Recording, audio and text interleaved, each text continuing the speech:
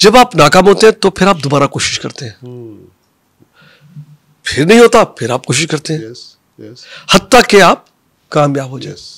तो इससे कहते हैं कि मैं नाकाम तो था, मैं फेल था। फेल जब पता कब होते हैं, जब आप गिव अप कर देते हैं, तो फिर आप फेलियर हैं। नाकामी एक हिस्सा है जब आप कोई चीज करते हैं। जब आप नाकाम होते हो क्या होता है, फिर आप असेस करते हैं कि हम नाकाम क्यों हुए, यानी जो चीज हम करें। तो वहां अगर हम में से कुछ लोग हमेशा ब्लेम करेंगे एनवायरनमेंट को, जी गैस नहीं थी, जी बिजली नहीं थी, जी लोग सही नहीं थे, ऐसे जी ये नहीं मिला मुझे, तो मैं तो जी काम नहीं कर सकता, मैं तो पाकिस्तान से जा रहा हूँ छोड़ के, क्योंकि यहाँ तो लोग सही नहीं है। सही कर रहे हैं। एक बड़ी स्टेटमेंट मैं सुनता हूँ बार बार, बिल्कुल बिल्कुल, कि लोग जी सही नहीं है, लोग हमारे स्किल नहीं है, ये लोग सही नहीं है। I am sorry, that is wrong. आपकी खुद अपनी एबिलिटी सही नहीं है कि आप मैनेज नहीं करें, आप सच्चाई से एक्सेप्ट नहीं करें कि जो आपने फैसले किए उनमें आपको चेंज लानी है। तो मैं जब भी हमारे फैसले हमने किए हुए नहीं सही हुए, तो असेस में ये लगा कि नहीं यार हमारी गलती है कि हमने फैसला सही किया।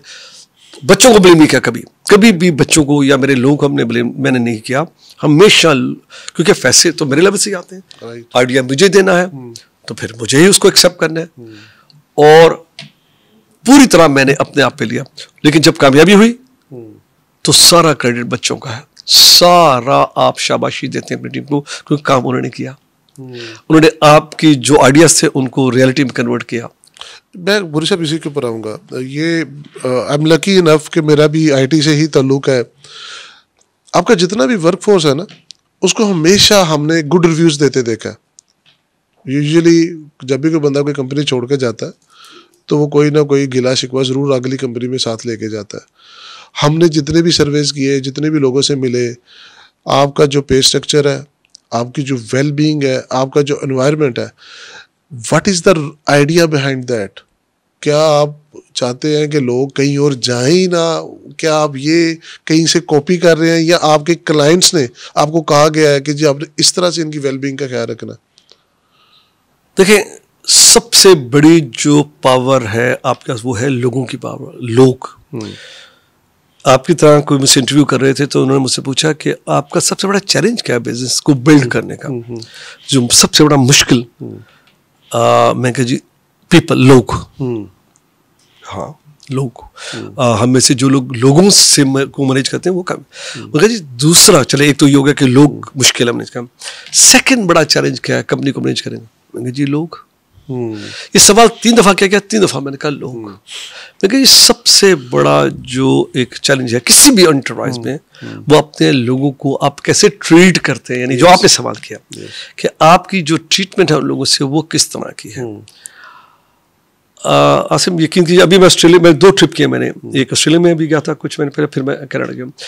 दोनों जगह एक्स नर्सोलियन, जो हमारे नर्सोलियन कहते हैं, सारे नर्सोलियन जो एक दफा छोड़ के भी गए, यकीन कीजिए दूर दराज से बच्चे आए कि मेरे साथ बैठ के गपशप लगाए। कि क्या मैजिक है, क्योंकि पता क्या है, ये मिसिंग है आईटी इंडस्ट्री में, ये मिसिंग है। लोग नहीं मिलते लोगों को। आपकी हम पिक्चर्स देखते हैं, वीडियोस देखते हैं, आपके पुराने कोलीग्स, पुराने स्टूडेंट्स, आपको इस तरह मिलता है जिस तरह एक स्कूल का टीचर आ जाए, अलुमनी की कोई गैदरिंग हो जाए, इट्स लाइक दैट। वो क्या चीज़ है? देखिए, आप जब यहाँ पे वॉक कर रहा होता ना, तो आप उनको उतनी ही रिस्पेक्ट देते हैं जितनी रिस्पेक्ट आप उनसे लेना चाहते हैं। राइट।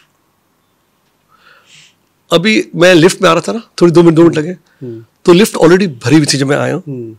तो बच्चे निकलना चाहते हैं, नो तुम लिफ्ट में रहोगे, जब लिफ्ट आ पाएगी फिर मैं ऊपर आऊंगा। मैं कहने आप खड़े रहें, जगह नहीं है, मैं वेट करूंगा। तो उनको मैंने जाने दिया, खुद मैंने वेट कर लिया। एक छोटी सी एग्जांपल मैं आपको दे रहा हूँ, very small example, giving respect to your people, और कुछ नहीं। सही। मैं पैसों में डिसएग्री करता हूँ, पैसे तो सब आजकल दे रहे हैं, फाइनेंशियली पीपल पे, वो और उसके बाद लोग रहेंगे नहीं। लेकिन सब लोग रिस्पेक्ट चाहते हैं कि उनकी इंपॉर्टेंस एक ऑर्गेनाइजेशन में कितनी है, इनकी है। एक एक बच्चा जो है, बच्चा जो नेटसोल में काम करता है वो इम्पोर्टेंट है। और उसकी इवन ये ऑफिस बॉयज जो हमें है, इनकी भी एक कंट्रीब्यूशन है। ये सॉफ्टवेयर डेवलपमेंट कर रहे हैं, लेकिन ये मैनेज कर रहे हैं, ये इन्वायरमेंट मैनेज कर रहे हैं। तो इनमें से अगर कोई गुताही करेगा और कोई अगर मेरा गेस्ट सही तरह ट्रीट नहीं होगा तो वो भी कंपनी को नुकसान है। तो जो भी आप इस वक्त एनवायरमेंट देख रहे हैं, ये इनमें हर एक इवन जो सफाई करने वाला बच्चा है उसकी भी कंट्रीब्यूशन है सब डांस में। और सब फीमेल टू मेल रेशियो का ख्याल रखते हैं माशाल्लाह, बहुत इंपॉर्टेंट है, इट्स वेरी इंपॉर्टेंट। बल्कि नेटसोल को आईटी उसका अवार्ड मिला बेस्ट जेंडर बैलेंस। नाइस।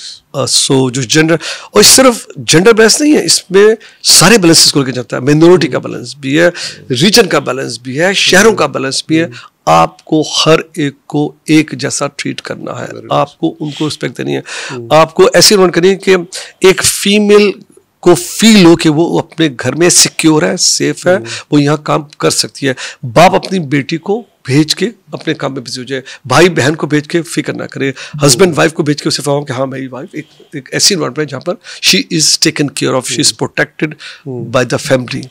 इसमें आपका अभी नाज़रीन अगर आप देखें ना, ओवरऑल जो प्राइवेट कल्चर है, जो प्राइवेट इंडस्ट्रीज के अंदर जो वर्क फोर्स है, वो बड़ी ग्रेजुअली इंक्रीज हुई है फीमेल सेक्टर में।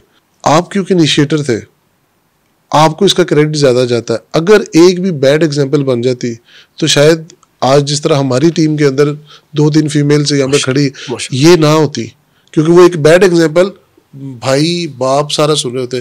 तो गौरी साहब आगे फ्यूचर में क्या देखते हैं, क्योंकि अभी भी वी आर स्ट्रगलिंग, अभी भी लाहौर में तो ये हो रहा होगा, इस्लामाबाद में तो ये हो रहा होगा, आपने जो बाकी की जो हमारे इलाके हैं उनके लिए क्या कभी प्लानिंग की गवर्नमेंट से कभी बात? देखिए, मेरा बिलीव है कि पाकिस्तान चेंज हो रहा है और ये बेहतरी की तरफ चेंज हो रहा है। देखिए, एक तो ज़ाहिरी इश्यूज नजर आते हैं ना हमें, ज़ाहिरी इश्यूज को आप वैसे पर्दा कर दीजिए और फिर डेप्थ में देखिए तो हम चेंज हो रहे हैं, एक चेंज आ रही है। क्योंकि मैं डील करता हूँ, अब मैं फैसलाबाद जा रहा हूँ कल, मैं वहाँ पर मैं स्कूलों में जाऊँगा, 1-2 जगह मैंने जाके बच्चों से मिलना है और वहाँ पर मेल भी फीमेल के इश्यूज होगी भी। बल्कि कुछ महीने पहले मैं फैसलाबाद में विमेन कॉलेज में गया, यूनिवर्सिटी में गया था। अच्छा। हालांकि 500-600 बच्ची बैठी थी हॉल में, जो उन्होंने मुझसे इंटरेक्शन की है, जो उन बच्चों की एनर्जी थी, that was amazing. They were as energetic as the boys college, they were as talkative as the boys, they were as they have confidence की बात कर ले, उनके सवाल बहुत अमेजिंग। सो मेरा ख्याल है कि मैं ज्यादा देख सकता हूँ डेप्थ में कि पाकिस्तान कैसे चेंज हो रहा है। आप इसे रोक नहीं सकते। ये जो नई जनरेशन है आपकी, ये माशाल्लाह इस मुल्क को कहीं लेके जाएगी। हमसे ज्यादा ज़हीन है, ज्यादा एक्सेस है नॉलेज की उनके पास, ज्यादा उनकी विजडम है। मेरी जनरेशन ने बहुत गलतियां की इस मुल्क में, तो हमारे मसाइल बढ़े। मेरा यकीन है कि ये अब जो नई जनरेशन ये डिफरेंट है, बहुत डिफरेंट है। लेकिन एक चैलेंज है, ब्रेन ड्रेन हो रहा है। बिल्कुल डिसएग्री करता हूँ साहब आपसे, बिल्कुल। देखें, कितनी आबादी है आपकी? 24 करोड़। 24 करोड़ है। कितनी जॉब्स क्रिएट कर सकते हैं आप? राइट, नहीं कर सकते आप। कोई मुल्क नहीं कर सक रहा। ये आपकी एक्सपोर्ट है, डोंट डू दैट। मेरे अपने बच्चे छोड़ के हमें जाते हैं, मेरे एचआर वाले अफसर होते हैं, मैं कहता हूँ नो, लेट देम गो। हमारी जिम्मेदारी हम आउट ट्रेन करें। आज तक मेरे 18 साल के इंटरव्यूज देखे, मैंने कभी नहीं कहा कि मुझे शॉर्टेज चाहिए लोगों की। मेरी जिम्मेदारी है कि मैं तैयार करूं।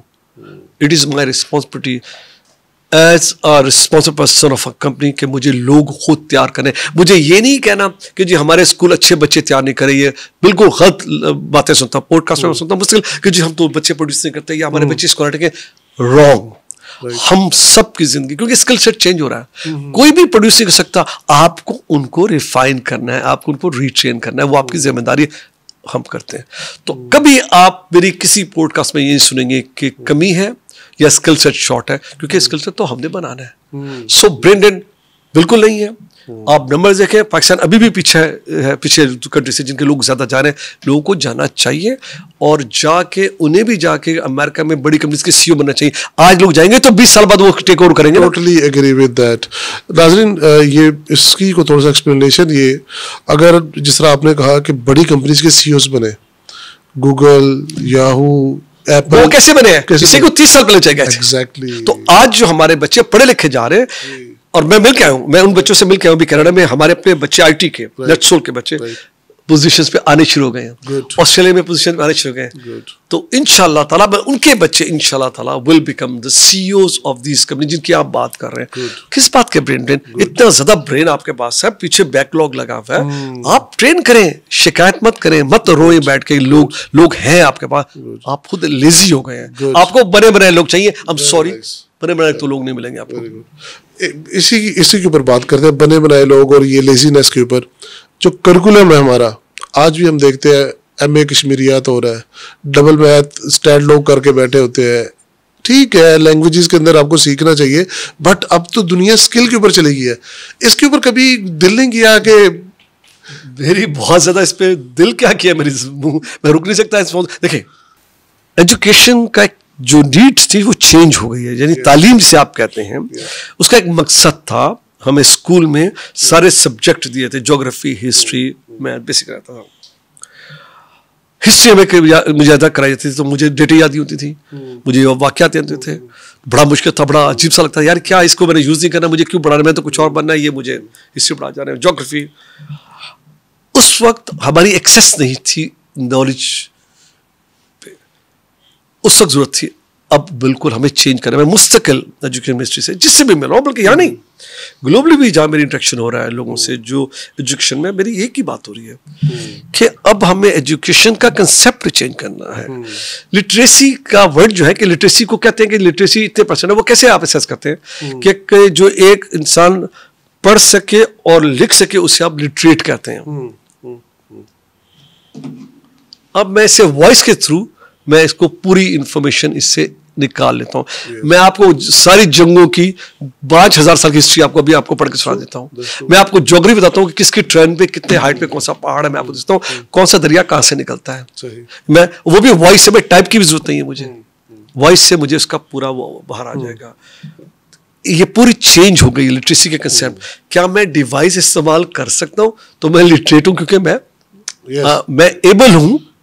देखिए, लिटरेसी का मतलब है कि मुझे मालूमात है, मेरी एबिलिटी है कि मालूमात पढ़ सकूं, तो मुझे लिटरेसी है। इसी कहते हैं पढ़ना। ऐसा ही है ना? बिल्कुल ऐसे। तो मुझे एक ऐसा अब टूल मैंने तख्ती से शुरू किया।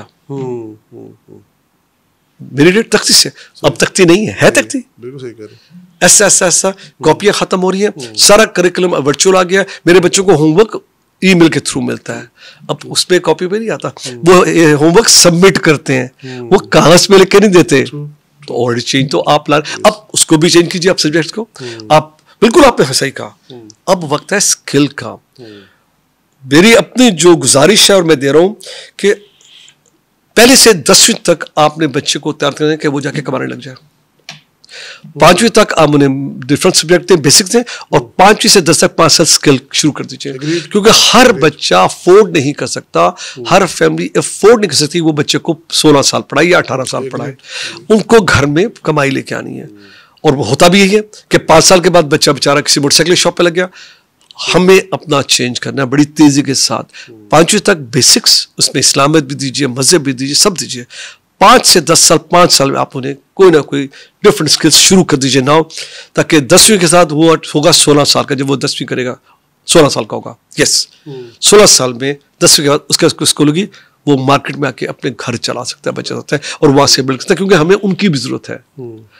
अभी हम नहीं इस पे, अभी भी हम मेन स्ट्रीम जो आप कह रहे हैं वो पढ़ा रहे हैं। इसका इम्पैक्ट हमें कुछ साल में फील होगा, हम पीछे रह जाएंगे और रह रहे हैं। ये कल नहीं करना, ये हमें आज ये सोच लेके आनी है कि 10 साल के अंदर स्किल दे दें। फिर 10 के बाद बाकी और बच्चे हैं जो 10 से 12 जाएंगे, वो एक अलग क्लास है, वो पढ़ लेंगे। 12 के बाद भी आप उन्हें स्किल दे दीजिए, और बाकी लोग इंजीनियर बनेंगे, फाइन, वी नीड इंजीनियर। देखिए, एक छोटा नंबर चाहिए जिन्होंने 16 साल करने हैं, वो एक अलग वो है, लेकिन नंबर छोटा है। ऐसा जो नीड है हमारे पास जॉब्स की, वो चेंज हो रही है। हमें जॉब्स हमारे, तो हमें वो लोग नहीं चाहिए, तो ये लोग क्या करेंगे? एमए इस्लामियत क्या करेगा? कितने लोगों को पढ़ाएगा? वो भी आपका वर्चुअल शुरू हो जाएगी पढ़ाई सारी की सारी। टीचर्स आपके वर्चुअल हो जाएंगे, डॉक्टर्स आपके वर्चुअल हो रहे हैं, लॉयर्स आपके वर्चुअल हो रहे हैं, बैंकिंग आपकी वर्चुअल हो रही है, गाड़ी आपके इलेक्ट्रिक हो गया, मैकेनिक आपका खत्म हो रहा है। सही कह रहे हैं। जॉब्स कहां से आएंगे?